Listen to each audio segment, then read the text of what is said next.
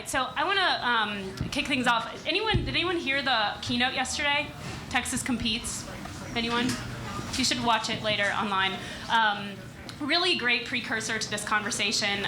The woman that runs that organization has somehow rallied 1,200 businesses across Texas to kind of say that any policy against LGBTQ communities is bad for business.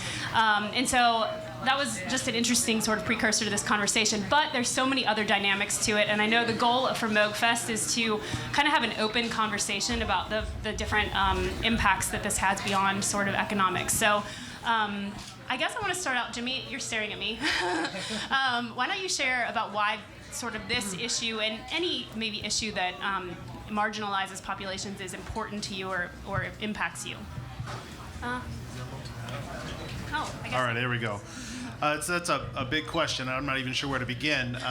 Yes, my name is Jimmy Flanagan. I'm an Austin City Council member. I won my election in November, and I am the first openly gay man to serve on the Austin City Council.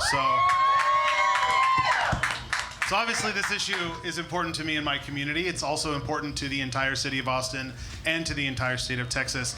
And I do think it's important to acknowledge that the Texas Competes movement was not the result of one person. In fact, the Chamber of Commerce in Austin, the municipal chamber, was the first city chamber to sign on to that Texas Competes pact, and it helped start the ball rolling to get the business community behind it.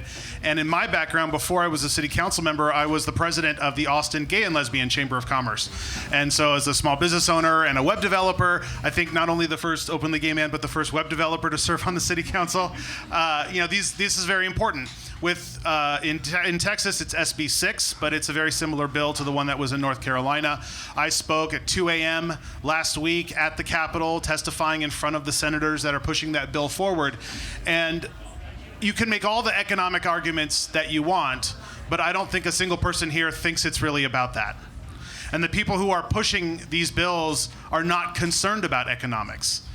They're not concerned about people. They're concerned about their re-elections.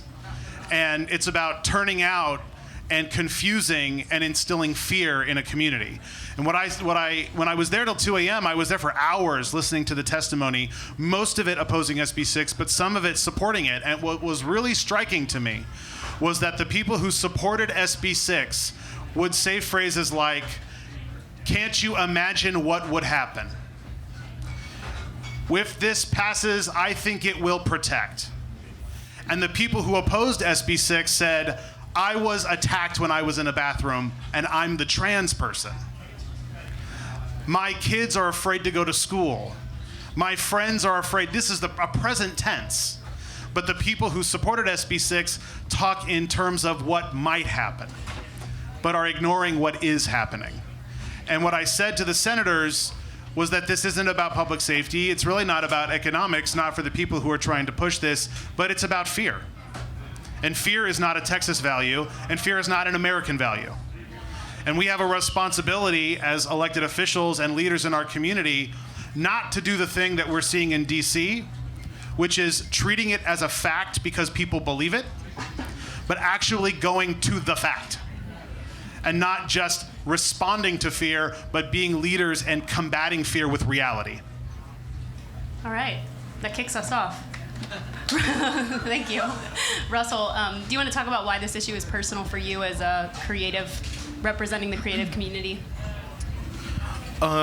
It's important to me because a lot of the work that I do and a lot of the center of my music and my performances is to create space for and lift the voices of people who are marginalized, especially for people whose identities intersect. I'm a person whose identity intersects. I'm from Bermuda originally, so automatically by living in America, I'm an immigrant to this country. I'm also genderqueer, which essentially means that I don't really identify as a man or a woman. I am also black. The community of music that I have been able to find myself in is one in which I've always felt welcome in some kind of way. However, there are people who are more marginalized than me, who don't have as much privilege as me, who come to these spaces and engage with this music because it actually is healing for them and allows them a place in which they can actually exist as a full human being.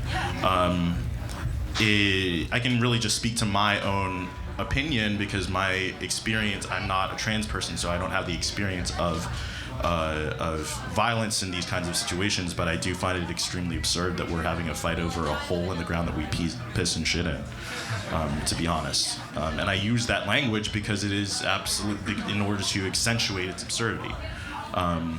So it affects me because it affects people that I love and people that I'm trying to create space for so that they can be fully themselves. Thank you. Mike, you want to talk about the sort of Duke University academic perspective? Sure, thank you, and thank you for having us here today.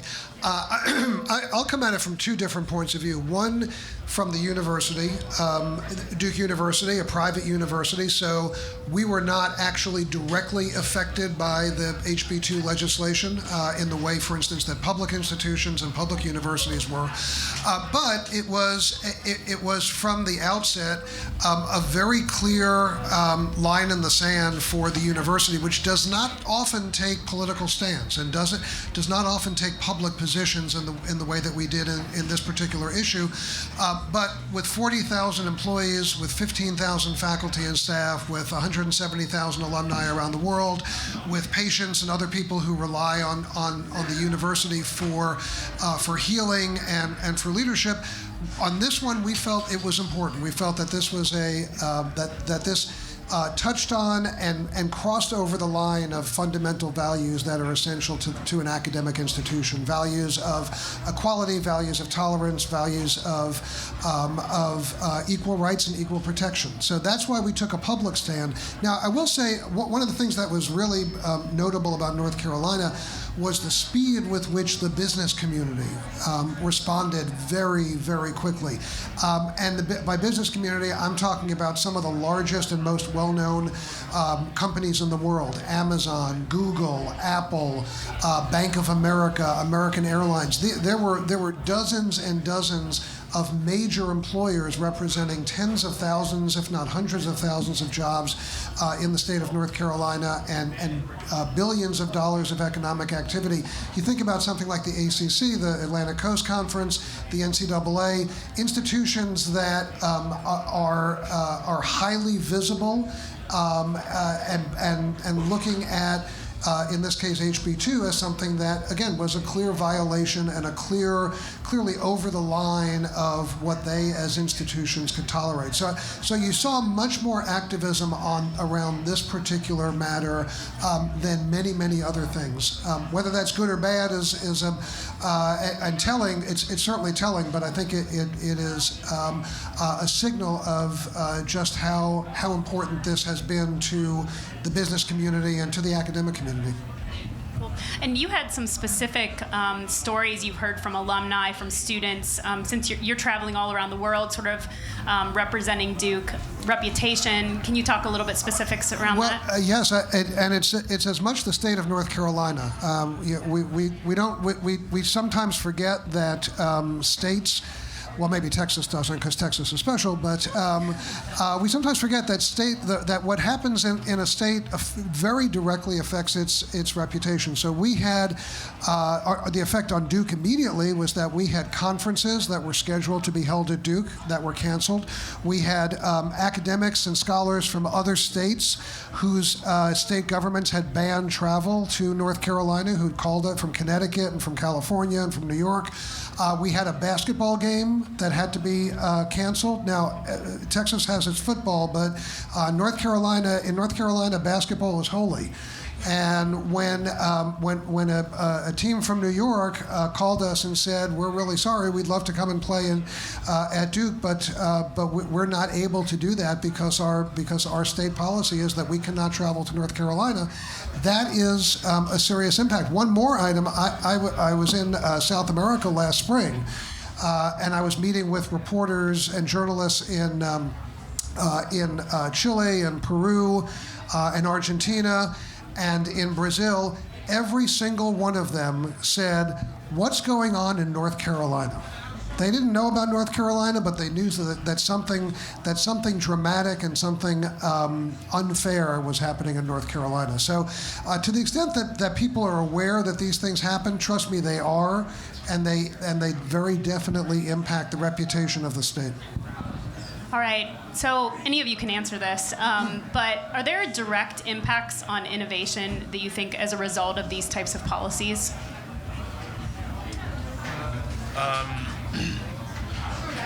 Certainly, because I feel that innovation,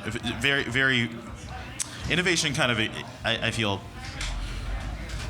is experienced under a couple of different circumstances. Very extreme social duress and extreme privilege. And I feel that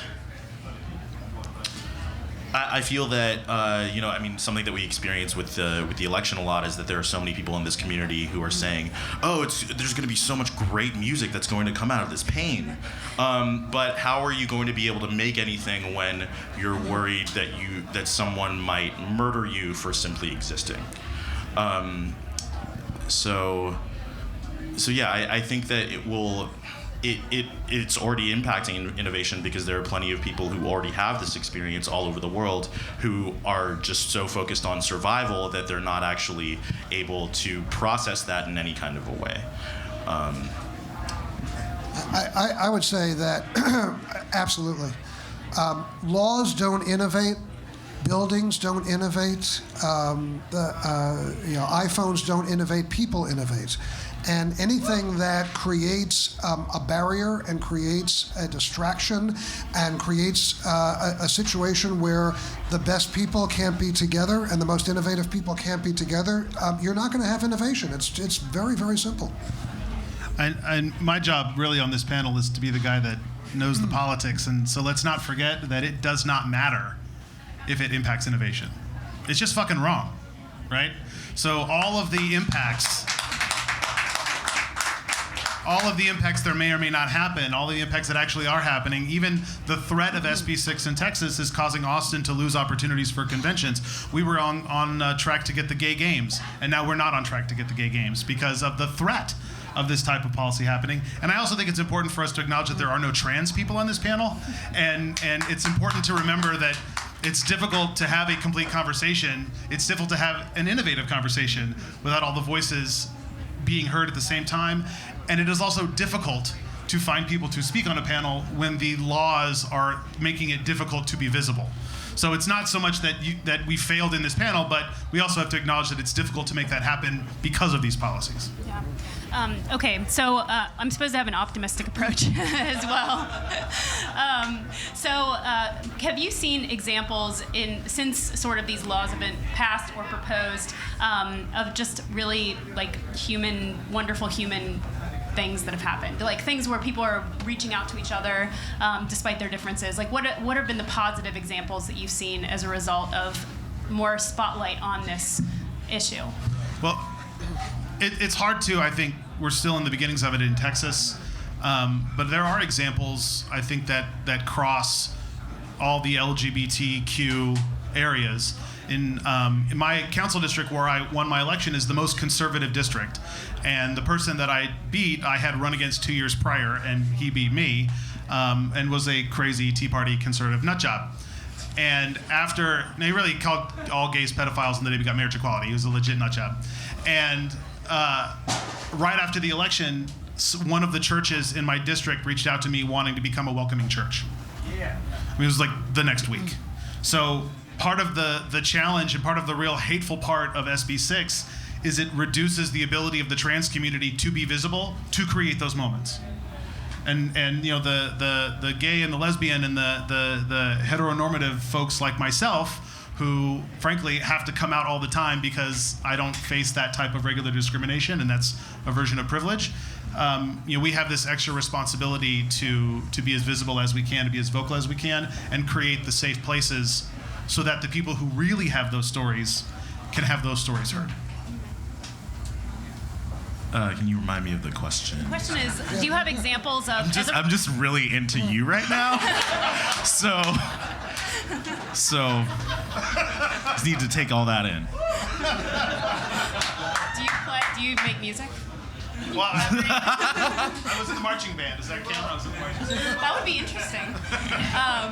It was examples of sort of humanity, like examples of, as a result of this issue becoming more prevalent, ways that you've seen sort of boundaries be bridged. I can't speak entirely specifically because I'm from California, and I've been to North Carolina for Moogfest. I actually went like pretty soon after HB2 was passed, I believe.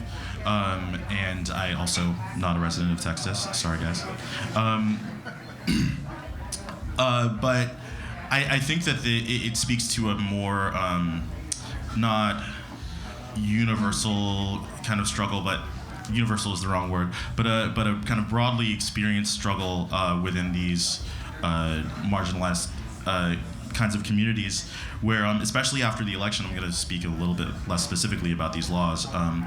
There was definitely this feeling of in these communities that like I had some trans friends who were looking into, myself included, looking into self-defense courses or looking into purchasing weapons licenses or different ways that in which they could defend themselves. But at the same time, I also saw people with immense privilege getting in front of these people and saying, how can I be your shield? How can I help you? How can I use my privilege in order to kind of expand the amounts of opportunities that are available to you in different ways? And how can we use it in order to kind of push back this tide that we have that's not only occurring in America, but really globally? Yeah, I would say certainly on campus, campuses are very diverse and active and activist places, and we saw very much an uptick, more than an uptick. We saw a significant increase in interest in allyship, in reaching out to students and to faculty and to staff who might have been affected, and real leadership on the part of many organizations and institutions within the community. Now, in North Carolina, probably not unlike Texas, there's not one North Carolina. There are many different North Carolinas, and the bubble within a bit of a bubble that we live in, we saw very, very strong response, both opposed to the law, but also with great concern and great again allyship for those who might have been directly affected, potentially directly affected by it. I'll also say one of the heroes in this was Moogfest. This HB2 was passed and signed, and I think as everybody knows, in lightning speed, and that was 6 weeks before Moogfest. And I thought anybody who was watching Moogfest was obviously concerned, deeply concerned about how it would potentially impact the festival, and the ability to spread this message beyond Durham. And we were all, I think, stunned by the very strong sense of solidarity that people brought to Durham for Moogfest. Not just the guests, but the speakers and everybody else. And I think that sent a very powerful message, certainly to the community and to the broader world, that there is an alternative. There is another way to do this. So one thing to remember, there's a lot of businesses that sign on to these anti-bathroom bill organizations and advocacy groups, and the larger the business, the more likely it is that they have a separate political action committee still funding the politicians passing the bathroom bills. Right? It's not as simple as signing a no cost onto Texas Competes when your political action committee is still giving money to the lieutenant governor because he's got some other bill on the docket that's important to your business model. So we have to hold those large businesses accountable because that's where that is happening. But at the small business level, you have a place like Alamo Draft House, and if you're here for South by, you may have seen a few Alamo Draft Houses. The owners of the Draft House, the leagues, they got out in front when the bathroom bill started happening. They started putting out diagrams of possible bathroom designs and polling the community. Is this the kind of bathroom that would make sense to you? Is this the kind of bathroom that would make sense to the trans community? And taking and soliciting feedback. It's that level of business that really are the forward thinkers and the innovators, because they have so little they only have a few locations in Austin. They could go back and retrofit, or they're actively building more locations, and they could build those. Supporting local businesses like that, like Cheer Up Charlie's, like other local businesses that you can see their bathrooms are labeled in a very different way than you might see at Coyote Ugly, right? I mean, it's going to be a different reality. And so the business community is also multiple communities, and ensuring that you're always going above and beyond to support local businesses, because that's where the change is going to happen first. So that's a really great segue into sort of what each of you can do personally, and I guess within your domains. I guess from a university standpoint, you kind of have to stand for public discourse regardless, but what else, what could Duke do that it isn't already doing with the various constituencies? Well, that's a great question. One of the things that we did do was publicly commit and actually fit out gender-neutral bathrooms in every building at the university. So that became a very strong. It was something that actually had been in progress and was underway long before HB2, but HB2 certainly gave it visibility. Lori mentioned public discourse. Universities are places for dialogue and debate. And sometimes that dialogue and debate makes people uncomfortable on all sides of a particular issue. But we do think that it's important to have ideas be tested, be exposed, and for those who have to defend them, that they should seek to defend them. And if they can't defend them, then that shows how bad some of those ideas may be. So I think that there's an operational and an employment side. There's a public conversation and a scholarly side, and then I hate to put it in such stark terms. For institutions don't necessarily like to talk about moral leadership because it makes people uncomfortable. But there is certainly a moral leadership aspect to this that we felt was important. We don't speak out often on public issues, but this one we felt was important. Russell, what, from the artist's perspective, what are you doing? What can you do with sort of the influence that you have? I wrestle with this a lot because I'm not an American citizen, which I'm applying for citizenship as we speak, actually. So that's number one, just being more politically involved. And this is, I guess this is where all of these identities intersect with me, is people who have privilege have to do more and need to be encouraged by other people in their community in order to do more to stand for trans people, not to speak for them, because they don't have that lived experience. This is white people, this is straight people, this is heteronormative people. What I'm doing, I kind of recognize the limits of art and music, but I've been trying to create different events. I have a party in Oakland called Intersection that focuses on queer people of color and femme-identifying people, and giving them a place where they can showcase their work, but then also connect with different political organizations that operate locally and nationally, so that they can be more kind of involved. And I have other people in my community who are doing similar things. What about with your music, like creatively with your music? I know you've had some of your recent work has been a little bit more about welcomeness, right? Mm-hmm. So I'm primarily an improvised performer. And one of the things that I do during my performances is really kind of respond to the audience and try to find a space that I can create for them so that they can feel most comfortable. Kind of what I was referring to earlier, so that they can feel most comfortable as who they are, so that they can take that kind of strength into the rest of the world and survive or strive for equality or feel inspired in order to create or be parts of the community in different ways. Cool. Jimmy? Well, in politics, you have to win elections.